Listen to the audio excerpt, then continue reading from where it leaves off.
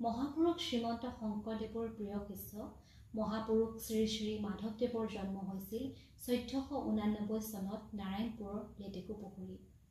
শ্ৰীমন্ত শংকৰদেৱ আৰু মাধৱদেৱ দুয়োজনা গুৰুৱে অসমত নৱবৈষ্ণৱ আন্দোলনৰ সূচনা কৰিছিল আৰু শংকৰদেৱৰ পদাংক অনুসৰণ কৰিয়ে একশৰণ নাম ধৰ্মৰ গুৰি ধৰিছিল মহাপুৰুষ শ্ৰী শ্ৰী মাধৱদেৱে।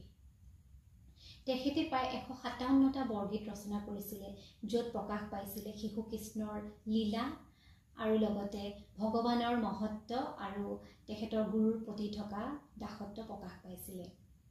মহাপুৰুষ মাধৱদেৱৰ জীৱনৰ উৎকৃষ্ট নিদৰ্শন আছিলে নামঘোষা। নামঘোষাত প্ৰায় 1000টাৰ ঘোষা আছে বাবে তাক হেজাৰী ঘোষা বুলিও কোৱা হয়। ইয়াৰ উপৰিও মহাপুৰুষ মাধৱদেৱে শংকৰদেৱৰ আদৰ্শ অনুসৰণ কৰিয়ে গীত, নাট, ভাওনা, সত্ৰ, ঝুমুৰা আদিৰ দ্বাৰা অসমীয়া সমাজ সংস্কৃতিৰ ভঁৰাল চহকী কৰি থৈ গৈছিলে।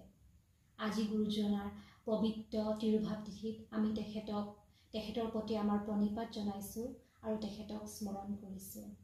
জয় গুৰু শংকৰ, জয় গুৰু মাধৱ।